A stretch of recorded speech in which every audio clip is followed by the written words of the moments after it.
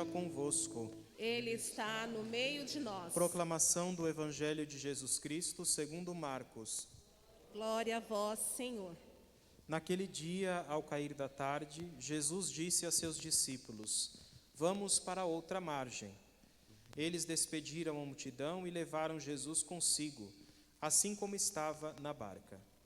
Havia ainda outras barcas com ele. Começou a soprar uma ventania muito forte e as ondas se lançavam dentro da barca, de modo que a barca já começava a se encher. Jesus estava na parte de trás, dormindo sobre um travesseiro. Os discípulos o acordaram e disseram: Mestre, estamos perecendo e tu não te importas? Ele se levantou e ordenou ao vento e ao mar: Silêncio, cala-te. O vento cessou e houve uma grande calmaria. Então Jesus perguntou aos discípulos: Por que sois tão medrosos? Ainda não tendes fé? Eles sentiram um grande medo e diziam uns aos outros: Quem é este a quem até o vento e o mar obedecem?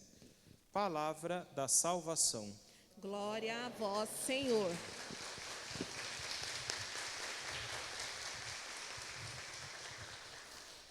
Louvado seja nosso Senhor Jesus Cristo. Para sempre seja louvado. Podem sentar-se, irmãos e irmãs. As Sagradas Escrituras, os Evangelhos, narram dois episódios que às vezes, nas nossas leituras e meditações, acabam se confundindo um pouco. Num primeiro momento, Jesus caminhando sobre as águas, e num segundo momento, Jesus que acalma o mar e a tempestade. Em alguns relatos, essas duas cenas se cruzam.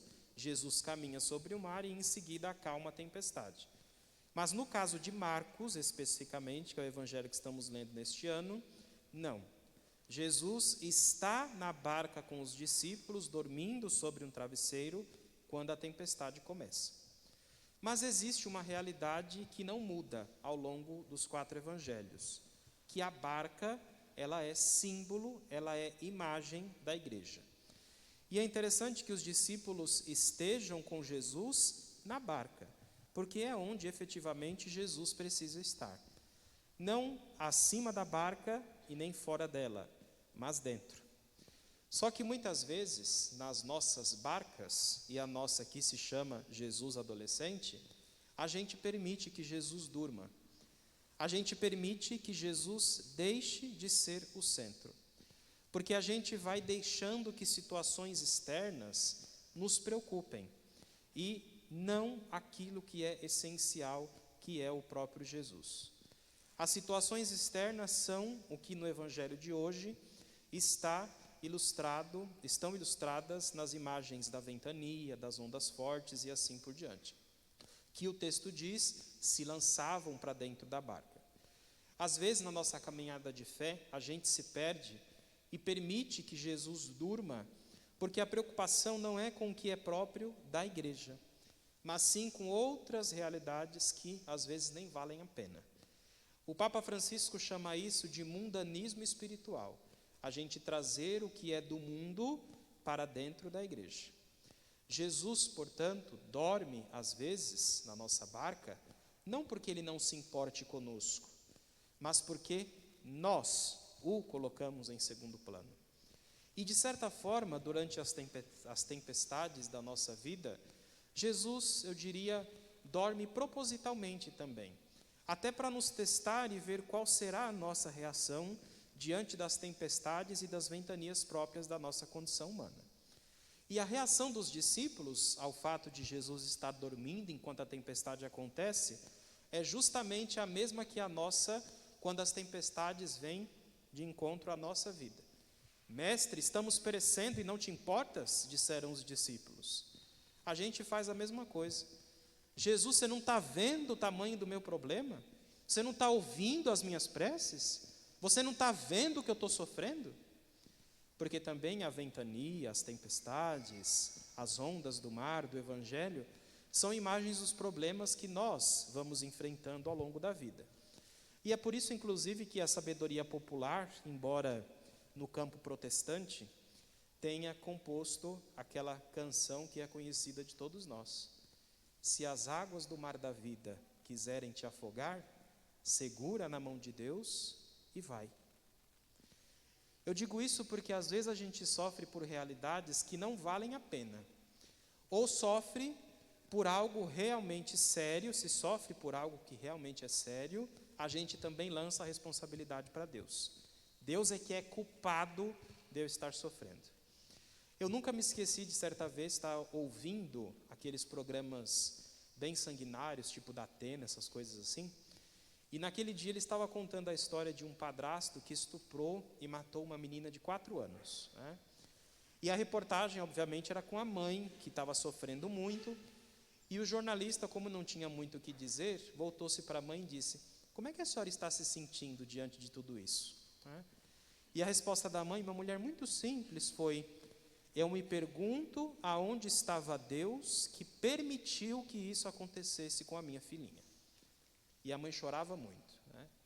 E eu pergunto a vocês, o que vocês diriam a essa mãe, se ela se voltasse a vocês e dissesse: onde estava Deus que permitiu que isso acontecesse com a minha filha? A resposta, em casos como este, ela só pode ser uma: enquanto a sua filha sofria, Deus sofria com ela. Enquanto a sua filha era castigada e passava por momentos de tanta dor, Deus a encorajava e a fortalecia, apesar do momento tão dolorido. Porque é nisso que nós acreditamos quando rezamos o Salmo 23. Ainda que eu passe pelo vale da morte, não temerei mal algum, porque o Senhor está sempre comigo, seu bastão e seu cajado me dão segurança. Ou a gente confia nisso, ou não confia. Ou nós acreditamos que Deus realmente está conosco em todos os momentos, ou a gente faz de conta que tem fé. E como os apóstolos também se queixa: não te importa, Senhor, que a gente esteja morrendo aqui, vai ficar aí sem fazer nada? Diante do questionamento dos discípulos, a esta pergunta que os discípulos fizeram a Jesus, os outros evangelhos são muito poéticos em certo sentido, né? Porque Jesus, como não está na barca, Jesus vem caminhando sobre as águas e quase que como um super-herói diz: coragem, sou eu, não tenham medo, né? O evangelho de Marcos, como a gente costuma dizer, é um pouco mais bruto. Ele tem um vocabulário um pouco pobre e é o evangelho mais antigo de todos. Embora na nossa Bíblia o primeiro evangelho seja de Mateus, o mais antigo de todos é o de Marcos. E Marcos conta as coisas de modo muito mais objetivo. Por isso, Jesus está na barca e somente diz ao mar: silêncio, cala-te. Agora, por que será que Jesus utiliza essa expressão, cala-te? Por acaso o mar fala? Por acaso as tempestades falam? Né? A gente fala para alguém calar-se quando alguém fala demais, né? Jesus usa a expressão cala-te justamente porque a ventania, a tempestade, as ondas do mar, elas são uma espécie de analogia àquelas muitas vozes que vêm de dentro de nós e que querem nos induzir ao erro. E a ordem de Jesus é também o que nós precisamos fazer quando vem a tentação. Nunca dialogar com a tentação, mas como Jesus, ser também bastante assertivo: cala-te. Se a gente se dispõe a dialogar com a tentação para o pecado que vem, a gente vai perder, porque a natureza humana é decaída, né? Então a gente tem que ter forças e, como Jesus, dizer: silêncio, cala-te. Mas mais importante do que isso foi a resposta que Jesus deu aos discípulos que criticaram-no porque ele não estava tomando providências. Jesus olha para eles e diz: por que vocês são tão medrosos? Vocês ainda não têm fé? Para dizer: as ventanias, as tempestades farão parte da caminhada de fé desta barca que é a igreja. Mas se vocês tiverem fé, vocês serão capazes de chegar aonde precisam. Quantas vezes Jesus também não deve ter pensado o mesmo de nós? Quantas vezes ele também não disse a nós: vocês ainda não têm fé? Nós precisamos de fato entender bem, digerir as palavras do apóstolo Paulo na segunda leitura que a gente ouviu. Se alguém está em Cristo, é uma criatura nova. O mundo velho desaparece e tudo agora é novo. É isso, inclusive, que acontece também hoje com a Laís. A partir do batismo, ela será uma criatura nova, morta para o pecado e com toda a possibilidade de configurar-se a Cristo, sacerdote, profeta e pastor. Agora, por que em Cristo tudo é novo? Porque para quem não tem fé, para quem não acredita, Tudo o que acontece na vida é encarado como coincidência, ou no máximo como sorte. Nossa, como eu fui sortudo, como você foi sortudo. Para nós que temos fé, não existe essa coisa de sorte. O que existe é a providência divina. O que existe é o dom de Deus, que nos dá tudo aquilo que precisamos. Jesus, que acalma o mar e a tempestade, é também para nós prova de que realmente Deus pode realizar tudo na nossa vida. Aliás, é o próprio Deus quem diz isso a Jó na primeira leitura, afirmando que colocou limites no próprio mar. E por que isso? As antigas lendas da Mesopotâmia sobre a criação do mundo, no contexto bíblico, diziam que as águas salgadas do mar era um monstro criador de todo o caos e de toda a desordem que havia no mundo. Tanto é que, para organizar o universo, o deus mesopotâmico, que se chamava Marduk, teria supostamente lutado contra o mar, vencido o mar e colocado no mar também os seus limites. E o povo da Bíblia foi bastante influenciado por essas lendas. Por isso via no mar uma realidade bastante assustadora, orgulhosa, desordenada e por aí vai, onde residia todo tipo de caos. Essa era a mentalidade da época de Jesus e que perdurou até o período moderno. Por que, por exemplo, demorou tanto tempo para que se chegassem aqui nas Américas? Porque se tinha medo de navegar sobre o mar, até porque acreditava-se que a terra era plana, então se navegasse no mar, chegaria uma hora que se caía no precipício, né? Essa era a mentalidade daquele tempo, né? Então uma mentalidade que durou bastante tempo. Mas no livro de Jó, já, o Senhor Deus aparece como aquele que, diz o texto, fecha o mar com portas e marca os seus limites, para dizer: o Senhor vence todo o mal. O Senhor é capaz de silenciar as tempestades, inclusive as nossas tempestades. Ao longo da nossa caminhada neste mundo, nós não estamos perdidos, sozinhos, abandonados à nossa própria sorte, mas Deus caminha ao nosso lado, cuidando de todos nós com aquele amor próprio de Pai e oferecendo-nos a cada passo da jornada vida e salvação, que é o que vocês terão que ensinar a Laís, vocês pais e vocês padrinhos. Os padrinhos são o sustento para que esta fé não se enfraqueça. Os pais são os primeiros responsáveis e os padrinhos têm que estar ali oferecendo suporte aos pais, para que no futuro a Laís possa continuar recebendo bênçãos de Deus até o fim da vida. A salvação não é algo que nós recebemos de Deus somente quando a gente morre. É algo que Deus vai nos dando dia a dia, na medida em que vai nos oferecendo também oportunidades para que a gente cresça como irmão e como irmã. Este é também um outro detalhe curioso. Não sei se vocês notaram, mas na barca com Jesus está o grupo dos discípulos, o que significa dizer que está uma comunidade. Para também sinalizar que muitas vezes as tempestades, as ventanias, as ondas do mar que nós vamos enfrentar ao longo da vida são exatamente as mesmas do meu vizinho, do meu amigo, do meu colega, do meu companheiro. E por que a gente não pode se ajudar ao invés de se acotovelar? Por que a gente não pode se auxiliar, aconselhar uns aos outros?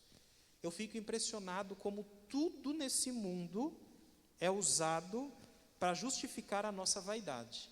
E, de certa forma, para também nos colocarmos uns aos outros. E somos nós que vamos criando essas coisas. Até a vacina, que é usada para o bem, está sendo usada para justificar a vaidade. Você já foi vacinado? Já. Você tomou qual? Ah, Coronavac. Ah, essa é fraquinha, né? Eu tomei da Pfizer. Que bobagem, minha Nossa Senhora, que besteira. Tudo nessa vida a gente tem que usar para colocar muro. Não sabe criar ponte para unir, só quer criar abismo para separar, né? Fora o egoísmo. Ah, eu já tomei, graças a Deus, para mim está ótimo, não tem mais nada a ver com isso, né? Ninguém observa ou se dá conta que até ontem, somente 29% da população do estado de São Paulo é que havia tomado pelo menos a primeira dose. 29%, o que é isso? Nem metade da população ainda, né? Ninguém se incomoda com a morte de mais de 500 mil de pessoas por causa dessa doença. A gente aprende a conviver com o vírus, né? Que tipo de cristão somos nós? Tudo vira motivo para que a gente brigue, para que a gente fique querendo se sobrepor uns aos outros. E Deus só espera uma coisa de nós: a comunhão, a fraternidade. O salmo de hoje diz: dai graças ao Senhor porque Ele é bom, porque eterna é a sua misericórdia. E é assim que eu quero terminar a reflexão de hoje, que a gente faça um minuto de silêncio, agradecendo a Deus, pelo fato de Deus sempre caminhar conosco e nos dar o seu auxílio em meio às tempestades e às ventanias da nossa vida. Então, no momento de silêncio, vamos agradecer a Deus, não pedir nada por enquanto, somente agradecer por Deus ser o nosso amigo, nosso companheiro, nosso Pai, e não nos deixar cair no mar da vida, mas sempre nos dar a sua mão e nos permitir de caminhar.